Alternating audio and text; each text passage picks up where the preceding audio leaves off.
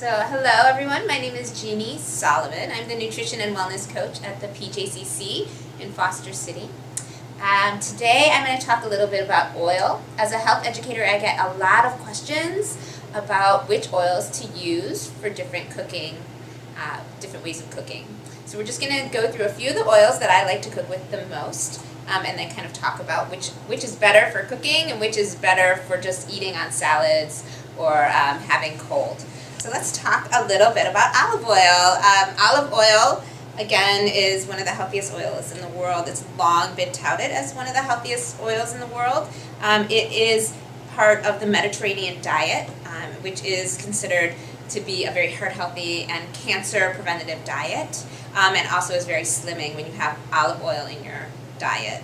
Olive oil, the best olive oil to use is the cold-pressed olive oil, the raw, extra virgin olive oil, which comes from the first pressing of the olive. An olive is the fruit of the olive tree, and when they press it, it's the juice or the oil that comes out of that olive that is the first pressing, and that is considered to be the most nutritious of the oils when it comes to olive oil. So you want to try to get it in its raw, cold-pressed form with minimal processing with heat, because when you start heating up oils, they start to lose kind of their nutritional value.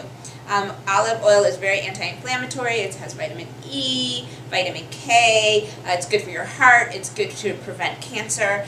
You want to use olive oil in vinaigrettes and also drizzling over pasta, over dishes to saute in at a low heat, but not at high heat cooking.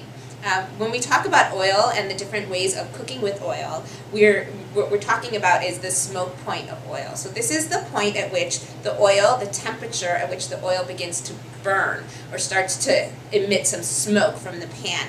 And olive oil has a lower smoke point than some of the other oils. It can go to about 250 to 325 degrees before it starts to smoke.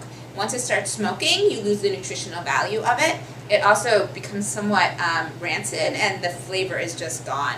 So you don't want to cook with an oil that at a high heat for like a stir fry or for a deep fry. Olive oil is not the oil that you're going to go to for that. Coconut oil, on the other hand, is kind of the new darling of the oil world right now. There's been so much conversation on the health and nutrition of the nutritional value of coconut oil. This is not the coconut oil of the 1980s and the 1990s that people got scared of that they were using in movie theaters. This is raw, extra virgin coconut oil. There is some trans fats in coconut oil, but it has been shown that actually the oil and the fats in the coconut oil help lower cholesterol. It helps so that the cholesterol doesn't actually attach to the arteries.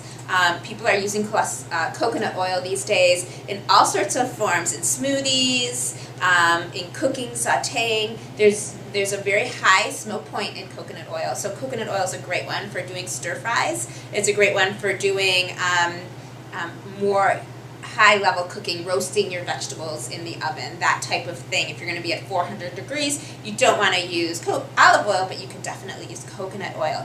Coconut oil has a very slight coconut flavor to it, so you will add a little bit of that to your food, but again, your company is just going to love it. It adds just a nice flavor and aroma. It's not too overpowering, and I love coconut oil for so many different things, but it's not something I would deep fry in. It's just too expensive for that. So if you're going to go for the deep frying or for the very high heat, you want to go ahead and use something like canola oil. Canola oil is made from the rapeseed plant.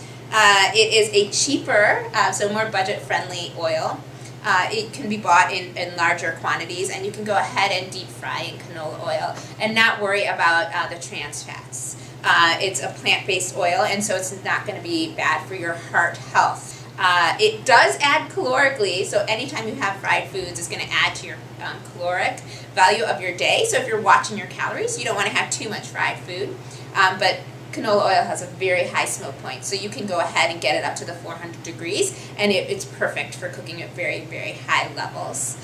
So people often ask me about which oils to cook with, and they're trying to use olive oil because they know olive oil is so healthy to fry things on their stovetop, and it's just not the right oil. So go ahead and explore other oils, and have these three oils I think are the go-to oils for the pantry. There are other oils out there these days that people are talking about in the health world. We have walnut oil, avocado oil, flaxseed oil, hemp seed oil.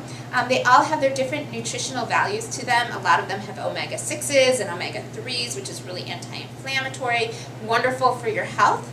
They're more cost prohibitive, so you want to go ahead and use them lightly. You can put a teaspoon or a tablespoon in a smoothie. It'll add some flavor and add some of that healthy fat to help you feel satiated throughout your day, but not necessarily for everyday cooking with those oils. So I hope that has helped. That is my little explanation of the oils. And go ahead and run out to the store and get yourself some olive oil, extra virgin, cold pressed olive oil, the coconut oil for sure, and then also some canola oil. Thank you.